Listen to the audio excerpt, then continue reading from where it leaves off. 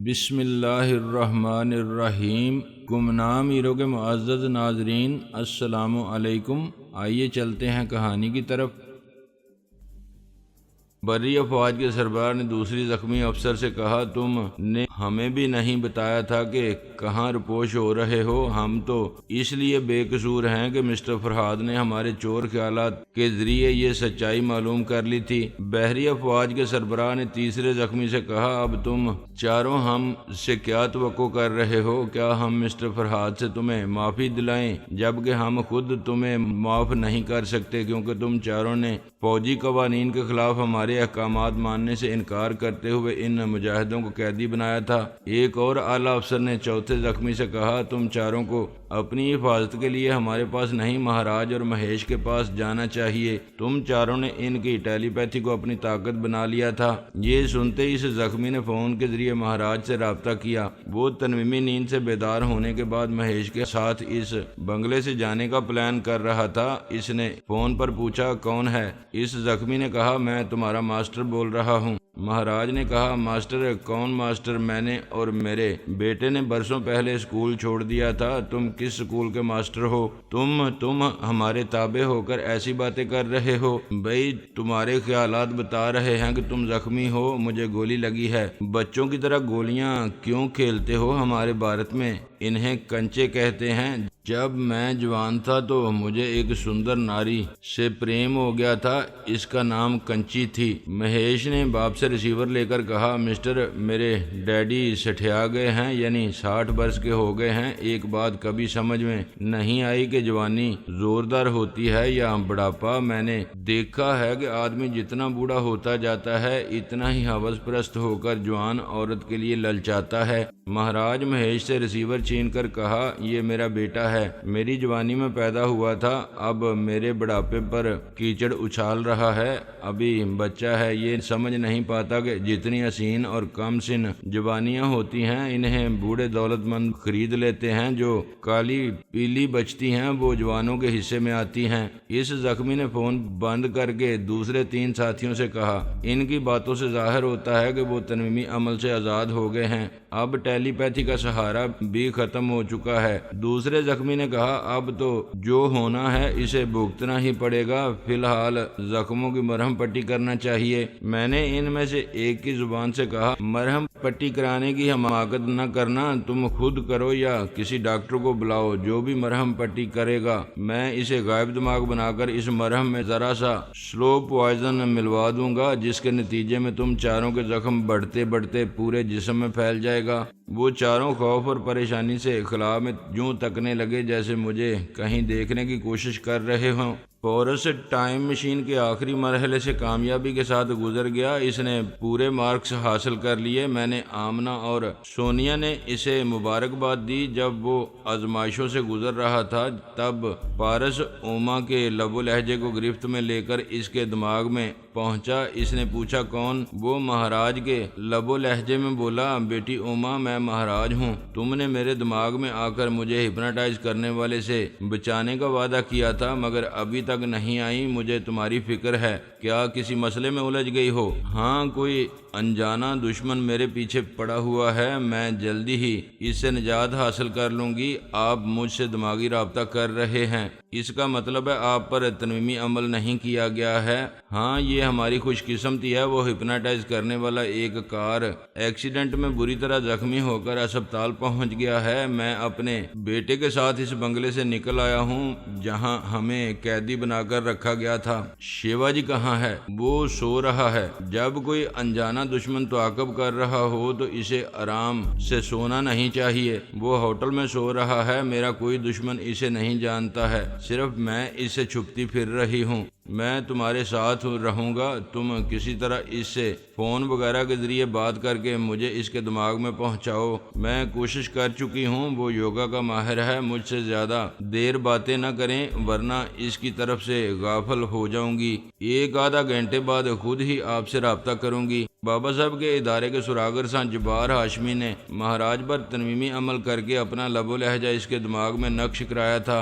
پارس اس کا لب و لہجہ اختیار کر کے مہاراج کے دماغ میں گیا۔ وہ میکسیکو سے دور ایک ایسی آبادی میں گیا تھا جہاں ایشیائی باشندے رہتے تھے، خاصی تعداد میں تھے اور ان میں ہندو اور مسلمان بھی تھے۔ مہاراج کے خیالات نے بتایا کہ دشمن جاسوس اس علاقے میں آ کر ضرور ہندوؤں کے درمیان انہیں تلاش کریں گے، لہٰذا وہ باپ بیٹے وہاں مسلمان بنے ہوئے تھے۔ پارس نے مہاراج کو اس بات پر آمادہ کیا کہ وہ شیوا جی کے دماغ میں جائے، کیونکہ پارس شیوا جی کا لب و لہجہ نہیں جانتا تھا۔ مہاراج نے اپنے چیلے شیوا جی کے لب و لہجے کو گرفت میں لے کر خیال خوانی کی پرواز کی۔ اس کے دماغ میں پہنچا، اس نے فوراً سانس روک لی۔ چند لمحوں کے بعد مہاراج نے اسے اس کے دماغ میں پہنچتے ہی کہا، سانس نہ روکنا، میں تمہارا گرو دیو بول رہا ہوں۔ اس نے پھر سانس روک لی۔ وہ اپنے بیٹے مہیش سے بولا، شیوا جی کو کیا ہو گیا ہے؟ میں اس کا گرو ہوں اور وہ مجھے دماغ میں آنے سے روک رہا ہے، کیا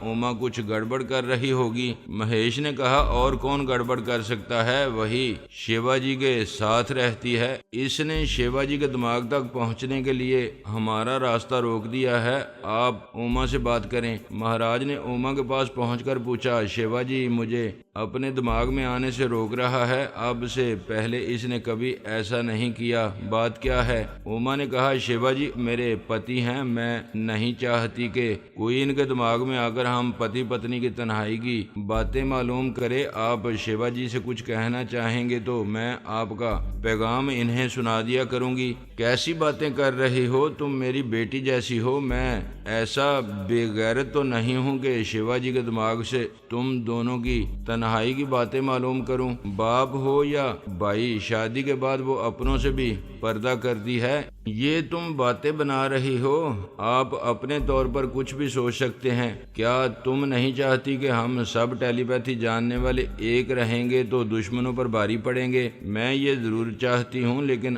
آپ مجھ پر بھروسہ نہیں کر رہے ہیں۔ آپ میری بات سمجھیں، میں بھی آپ کے اور مہیش کے دماغوں میں آنا چاہوں تو میرا راستہ روک دیا کریں۔ جب کوئی اہم معاملہ ہو تو ہم خیال خوانی کے ذریعے باتیں کریں، کیا یہ اصولی باتیں نہیں ہیں؟ مہاراج کو تو اپنے چیلے سے دور ہو جانے پر غصہ آ رہا تھا، لیکن پارس نے اسے قابو میں رکھا۔ وہ بولا، ہاں تم اصولاً درست کہہ رہی ہو، ہم باپ بیٹے تمہاری مرضی کے مطابق بھارت آ رہے ہیں، تم کہاں ملو گی؟ آپ دہلی پہنچتے ہی مجھ سے دماغی رابطہ کریں، میں اور شیوا جی آپ کو ریسیو کرنے ایئرپورٹ آئیں گے۔ اوما نے سانس روک لی۔ مہاراج نے بیٹے سے کہا، تم میرے اندر رہ کر اس کی باتیں سن رہے تھے، ویسے تو وہ اصولی باتیں کر رہی ہے، ہمارا بھی فائدہ ہے، وہ وقت بے وقت ہمارے دماغوں میں آ کر باتیں کرنے کے بہانے چور خیالات نہیں پڑ سکے گی، کہہ کر چلی جایا کرے گی، مگر وہ ہے چال باز۔ مہیش نے کہا، یہ کھلی چال بازی ہے، اس نے شیوا جی کو کسی طرح کمزور بنا کر اس پر تنویمی عمل کیا۔ آپ گرو ہیں، اس نے شیوا جی کو آپ کا تابع نہیں رہنے دیا، اپنا تابع بنا لیا ہے۔ پارس نے دونوں باپ بیٹے اور اوما اور شیوا جی سے تمام معلومات حاصل کرنے کے بعد پورس کا انتظار کیا۔ جب وہ ٹائم مشین کے آخری مرحلے سے کامیاب ہو کر آیا تو اسے یہ تمام باتیں بتائیں۔ وہ بولا، نیلما کی سب سے پہلی کوشش یہی ہوگی کہ کسی ویرانے میں جا کر یا کسی خفیہ مکان میں رہ کر اپنی ادھوری آتما شکتی کو مکمل کرے، جبکہ اس نے مہاراج اور مہیش کو دہلی آنے کے لیے کہا ہے، وہ فراڈ کر رہی ہے، بھارت میں انہیں ادھر سے ادھر دوڑاتی رہے گی۔ پورس نے کہا، وہ ٹیلی پیتھی جاننے والے باپ بیٹے کو دشمن نہیں بنائے گی، دوستی کا جھانسا دیتی رہے گی اور ان کی ٹیلی پیتھی سے بھی کام لیتی رہے گی، یہ اچھی بات ہے۔ ان سے رابطہ رکھنے کے دوران میں اس سے کوئی غلطی ہو سکتی ہے، ہمیں بھی بھارت جانا ہوگا۔ ثانی نے پارس سے کہا، یہ پورس کہہ رہا ہے ہمیں بھی بھارت جانا ہوگا، بائی دا وے ہماری تعداد کیا ہوگی؟ پارس نے کہا، بھائی تم تو میرا سایہ ہو، آدمیوں کی گنتی ہو رہی ہے، سایہ کی گنتی نہیں ہوتی۔ وہ بولی، مگر ایسے سائے کی گنتی ہوتی ہے جو سورج ڈوبنے کے بعد بجلی کی لوڈ شیڈنگ کے باوجود ساتھ رہتا ہے۔ پورس تم بھی کچھ بولو۔ کیا بولوں، تم میری بھابھی ہو اور میں تمہاری انسلٹ نہیں کرنا چاہتا۔ دیکھو نا، شیطان کے بارے میں مشہور ہے کہ وہ سائے کی طرح پیچھے پڑا رہتا ہے، اندھیرے میں تو اور پیچھے پڑ جاتا ہے۔ میں اپنی پیاری بھابھی جان کو سایہ نہیں کہوں گا۔ ثانی اور پورس نے ہنستے ہوئے ایک دوسرے کے ہاتھ پر ہاتھ مارا۔ پارس نے کہا، بچو بہت ہنس رہے ہو، تمہارے لیے بھی ایسی ہی ایک مذاق اڑانے والی کا بندوبست کروں گا۔ ثانی نے کہا، افسوس جناب تبریزی نے میرے صاحب کو میرا مجازی خدا بنا کر ساری آزادی ختم کر دی ہے۔ پورس نے پارس سے کہا، تم میرا کچھ نہیں بگاڑ سکو گے، میں تم سے عمر میں چند سیکنڈ چھوٹا ہوں، ابھی میری شادی کی عمر نہیں ہوئی ہے، تو پھر چند سیکنڈ کے بعد بالغ ہو جاؤ گے۔ ثانی نے کہا، یہ کیا تم دونوں نے فضول باتیں شروع کر دی ہیں؟ کام کی بات کرو۔ مہاراج اور مہیش اتنے ذہین نہیں ہیں کہ کسی چال بازی سے بھارت پہنچ جائیں، انہیں ہم ہی امریکہ سے نکال سکتے ہیں۔ پورس نے تائید کی، وہ کوئی حماقت کریں گے تو پھر دشمنوں کے ہتھے چڑھ جائیں گے۔ انہوں نے اس سلسلے میں مجھ سے مشورہ کیا، میں نے کہا تم تینوں بھارت جاؤ، میں ان باپ بیٹے کو دہلی پہنچا دوں گا۔ میں نے ان سے وعدہ کر کے ایک امریکی فوج کے افسر سے کہا، تم اکابرین سے انٹر کنیکشن کے ذریعے رابطہ کرو، میں 15 منٹ کے بعد آؤں گا۔ وہ کچھ کہنا چاہتا تھا، میں اس کے دماغ سے چلا آیا۔ سونیا نے میرے دماغ میں آ کر کہا، ثانی اب اسرائیل میں الپا کا رول ادا نہیں کر رہی ہے، ہمارے دونوں مجاہدین ہمیں مل چکے ہیں۔ الپا جیسی بے وفا اور دوگلی ٹیلی پیتھی جاننے والی کو کسی اسلامی ملک میں نہیں رہنا چاہیے۔ اگر ہماری توقع کے خلاف وہ کسی وجہ سے تنویمی عمل کے اثر سے نکل جائے گی تو لیبیا میں تخریبی کارروائیاں ضرور کرے گی، اسے اسرائیل واپس بھیج دو۔ ٹھیک ہے، تم الپا کے لب و لہجے میں برین آدم سے رابطہ کر کے کہہ دو کہ وہ کل تل ابھی پہنچنے والی ہے۔ لیبیا کے اکابرین سے بھی کہہ دو کہ وہ الپا کو وہاں سے جانے کی اجازت دے دیں۔ سونیا چلی گئی۔ میں نے فوج کے اعلیٰ افسر کے پاس آ کر اس کے خیالات پڑھے، پھر اس کی زبان سے کہا، میں فرحاد علی تیمور بول رہا ہوں۔ تم لوگوں نے یہ خوشخبری سن لی ہوگی کہ وہ چاروں چال باز یوگا جاننے والے افسران کیسے عذاب میں مبتلا ہیں۔ وہ اپنے زخموں کی خود مرہم پٹی کر سکتے ہیں اور نہ کسی ڈاکٹر سے کرا سکتے ہیں۔ ایک حاکم نے کہا، ہم جانتے تھے کہ وہ آپ سے نہ خود چھپ سکیں گے اور نہ مجاہدین کو چھپا سکیں گے، لیکن انہیں اپنی یوگا کی صلاحیتوں اور ٹیلی پیتھی جاننے والے باپ بیٹے پر بڑا بھروسہ تھا۔ مسٹر فرحاد، کیا آپ نے ان مجاہدین کے علاوہ ان باپ بیٹے کو بھی ڈھونڈ نکالا ہے؟ میں نے پوچھا۔ کیوں پوچھ رہے ہو؟ کیا اب تمہارے ملک میں کوئی ٹیلی پیتھی جاننے والا نہیں رہا؟ آپ ہم سے زیادہ سمجھتے ہیں۔ ان باپ بیٹوں کے دماغوں میں بھوسا بھرا ہوا ہے۔ آپ ان گدھوں کو قیدی بنا کر کیا کریں گے؟ انہیں بھیک کے طور پر ہمیں دے دیجئے۔ تم لوگوں نے یہ کہاوت سنی ہوگی نا، کھوٹا سکہ بھی کسی وقت کام آ جاتا ہے۔ جی ہاں، کھوٹا سکہ اندھوں کو خیرات دینے کے کام آتا ہے، اور ٹیلی پیتھی کی دنیا میں ہم بالکل اندھے ہیں۔ فریب اور مکاری کو تم لوگوں سے زیادہ کون جانتا ہے؟ ثواب کمانے اور خیرات کرنے میں دھوکہ کرتے ہو۔ میں نے یہ اعتراف نہیں کیا ہے کہ ان باپ بیٹوں پر قابو پا چکا ہوں، لیکن یہ جانتا ہوں کہ وہ کہاں ہیں اور اب بھارت جانے والے ہیں۔ پلیز آپ ان کی نشاندہی کریں۔ کیوں کروں؟ تم لوگوں نے کبھی کوئی نیکی کی ہے؟ مجھ سے توقع نہ رکھو۔ خدا کا شکر ادا کرو کہ مجاہدین کے سلسلے میں ہمیں دھوکہ دینے کی سزا تمہیں نہیں دی گئی ہے۔ وہ صرف 4 افسران عبرت ناک سزا پاتے رہیں گے۔ میں نے انہیں غائب دماغ رکھ کر ان کے ہی ہاتھوں سے زخموں پر ایسی دوا لگوا دی ہے کہ اب ان کے زخم بڑھتے اور پھیلتے ہوئے پورے جسم کو سڑاتے اور گلاتے رہیں گے۔ میری باتیں سن کر وہ سہم گئے تھے اور سوچ رہے تھے وہی سزا انہیں ملتی تو وہ سب ان 4 افسروں کی طرح اپنے بنگلے میں بے یارو مددگار پڑے رہتے۔ میں پہلے ہی دھمکی دے چکا تھا کہ چاروں کے قریب جانے والا زندہ واپس نہیں آئے گا۔ میں نے کہا، مجھے ٹیلی پیتھی جاننے والے باپ بیٹوں سے کوئی دلچسپی نہیں ہے، لیکن یہ بتا دوں کہ وہ تینوں افواج کے سربراہوں کے دماغوں میں ہیں۔ اگر امریکہ سے باہر جاتے ہوئے انہیں گرفتار کرنے کی حماقت کی جائے گی تو وہ ان تینوں کے دماغوں میں پہنچ کر انہیں خودکشی کرنے پر مجبور کر دیں گے۔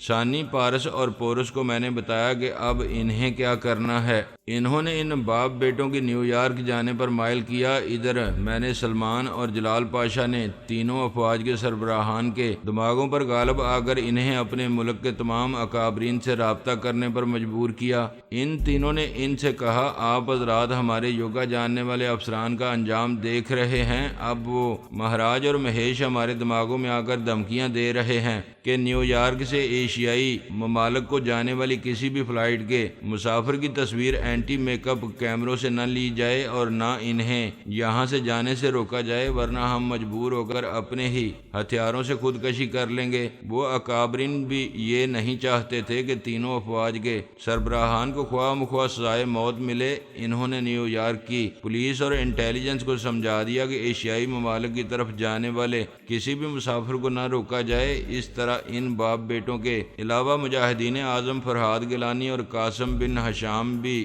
بآسانی ملک سے باہر چلے گئے۔ میں پچھلے باب سے یہ بیان کر چکا ہوں کہ جب میں سونیا کے ساتھ لیبیا سے پیرس جا رہا تھا تو ہمیں ایک بوڑھی افغانی عورت ملی تھی۔ اس نے ہمیں بتایا تھا کہ افغانستان کی خانہ جنگی میں اس کا جوان بیٹا اور خاندان کے کئی عزیز و اقارب ہلاک کر دیے گئے ہیں۔ ان کے مکانات کو بمباری کے ذریعے کھنڈر بنا دیا گیا ہے۔ اب وہ بھی اپنی آخری سانسیں پوری کرنے اور اپنے وطن کی مٹی میں دفن ہونے جا رہی تھی۔ میں نے اور سونیا نے اسے سہارا دے کر طیارے کی سیڑھی پر چڑھایا تھا، پھر اس کی سیٹ پر اسے آرام سے بٹھا کر ہم اپنی سیٹوں پر آ کر بیٹھ گئے تھے۔ تب سونیا نے مجھ سے کہا تھا کہ وہ مظلوم افغانی عورت بوڑھی نہیں بلکہ بھرپور جوان ہے۔ اس نے اتنی مہارت سے میک اپ اور گیٹ اپ کیا تھا کہ سچ مجھ بوڑھی لگ رہی تھی۔ میں نے اس کے خیالات پڑھے تو معلوم ہوا کہ وہ اٹلی کے ایک کیمپ میں سراغ رسانی اور جدید ترین ہتھیار استعمال کرنے کی تربیت حاصل کر چکی تھی۔ اس کی طرح اور کئی افغانی عورتیں اور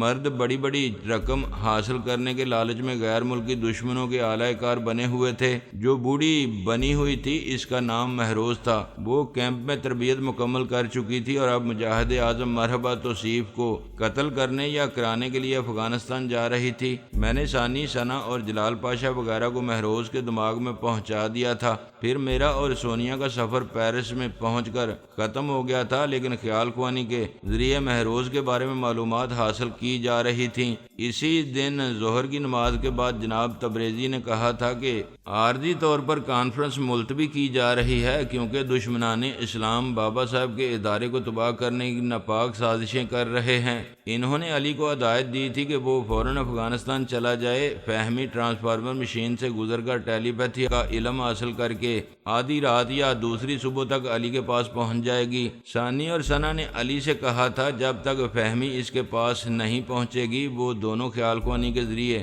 علی کے پاس جاتی آتی رہیں گی اور افغانستان میں اسے بتائیں گی کہ مہروز کس علاقے میں کن لوگوں کے ساتھ ہے۔ اگرچہ مہروز ایک بوڑھی بن کر تنہا گئی تھی، لیکن افغانستان میں اس کے کئی ایسے ساتھی تھے جو مخالف کیمپ میں ٹریننگ حاصل کر چکے تھے۔ ان میں سے 5 ساتھیوں نے مہروز کا استقبال کیا، پھر اسے اپنے ساتھ فرا کے علاقے میں لے آئے۔ یہ علاقہ مشرقی ایران کے قریب ہے۔ طالبان اور ایران کے درمیان کچھ اسی قسم کی کشیدگی تھی جیسا کہ عام مسلم ممالک کے درمیان ہے۔ ایران کی یہ بنیادی پالیسی ہے کہ وہ اپنے اطراف ایشیائی ممالک سے دوستی رکھے تاکہ یورپ اور امریکہ کی برتری قائم نہ رہ سکے۔ اس کے برعکس طالبان مجاہدین کی ایک ایسی جماعت تھی جو کم سے کم عرصے میں اچانک فوجی قوت بن کر افغانستان کے بیشتر علاقوں میں فتوحات حاصل کر رہی تھی۔ یہ ایک راز تھا کہ اس جماعت کو مہنگے اور جدید ترین ہتھیار اور جنگی طیارے کہاں سے حاصل ہو رہے ہیں، اور مدرسوں میں پڑھنے والے طالبان کو جدید ہتھیار کا استعمال اور جنگی حکمت عملی کون سکھا رہا ہے۔ ویسے طالبان مذہبی اعتبار سے اور محبان وطن کی حیثیت سے کوئی منفی کارروائیاں نہیں کر رہے تھے۔ ہم جیسے ٹیلی پیتھی جاننے والے بھی کچھ جاننے کے باوجود ان کے بارے میں بہت کچھ جاننے سے قاصر رہے تھے۔ مہروز نے اپنے ساتھیوں سے کہا پورے افغانستان کا نقشہ میرے ذہن میں ہے۔ تم لوگ اس علاقے فرا میں اس لیے آئے ہو کہ یہاں طالبان کا قبضہ ہے اور سرحد پر ایران ہے ہمارا دشمن۔ مرحبا توصیف یا تو طالبان کی پناہ میں رہے گا یا پھر پناہ لینے ایران چلا جائے گا۔ ایک ساتھی نے کہا درست سمجھ رہی ہو، مرحبا کے لیے پاکستان یہاں سے دور اور ایران نزدیک ہے، مرحبا کو یہاں خطرہ محسوس ہوگا تو وہ ایران جائے گا۔ دوسرے ساتھی نے کہا طالبان کے کیمپ میں بڑا سخت پہرا ہے، انہوں نے ہمیں افغانی تسلیم کر کے یہاں قیام کرنے کی اجازت دی ہے لیکن کیمپ کے اندر جانے کی اجازت نہیں دیتے۔ تیسرے ساتھی نے کہا یہاں کسی طرح مرحبا کے لیے خطرہ پیدا کیا جائے تو وہ ایرانی سرحد کی طرف بھاگے گا، ایسے وقت وقت ہم اسے گولیوں سے چھلنی کر دیں گے۔ مہروز نے کہا ہم سب افغانی ہیں لیکن افغانی روایت کو بھول رہے ہیں۔ یہاں مرحبا کے لیے خطرہ پیدا کیا جائے گا تو طالبان اسے سخت پہرے میں رکھ کر کسی دوسرے علاقے کیمپ میں چلے جائیں گے، لیکن اسے ایران نہیں جانے دیں گے کیونکہ افغانی اپنے مہمانوں کی خود حفاظت کرتے ہیں۔ مہمان پناہ کے لیے دوسرے قبیلے میں چلا جائے تو اپنی توہین سمجھتے ہیں۔ میں یقین سے کہتی ہوں کہ وہ مرحبا توصیف کو ایران نہیں جانے دیں گے۔ چوتھے ساتھی نے ہنستے ہوئے کہا ہم خواہ مخواہ بحث کر رہے ہیں، ابھی تک یہ تصدیق نہیں ہو سکی ہے کہ مرحبا توصیف یہاں طالبان کے کیمپ میں ہے یا نہیں۔ پھر ہم میں سے کسی نے مرحبا توصیف کو دیکھا نہیں ہے، صرف اس کی تصویریں دیکھی ہیں۔ بہتر ہے پہلے اس کی یہاں موجودگی کی تصدیق کی جائے۔ شام سے پہلے علی کوئٹہ پر پہنچ گیا، وہاں سے ایک پجیرو خرید کر افغانستان کی سرحد میں داخل ہو گیا۔ کوئٹہ میں پجیرو اور لینڈ کروزر جیسی چوری کی ہوئی گاڑیاں سستے داموں مل جاتی تھیں۔ علی کے پاس پاکستان کا پاسپورٹ اور دیگر اہم شناختی کاغذات تھے۔ وہ پہلے بھی ایک طویل عرصے تک لاہور میں رہ چکا تھا۔ اس نے افغانستان کی چیک پوسٹ پر اپنے کاغذات دکھائے، خود کو ایک صحافی ثابت کیا اور کہا کہ وہ ایسے علاقوں سے گزرے گا جہاں طالبان غالب آ چکے ہیں، دوسری کسی سیاسی جہاد کرنے والی پارٹی کے علاقوں سے نہیں جائے گا۔ ثانی اور ثنا نے خیال خوانی کے ذریعے اسے بتا دیا تھا کہ مہروز اپنے 5 ساتھیوں کے ساتھ فرا کے علاقے میں ہے اور جو بھی مختلف تربیتی کیمپوں سے آتے ہیں اور اتفاقاً کہیں ملتے ہیں تو ایک خاص کوڈ ورڈ سے پہچانے جاتے ہیں۔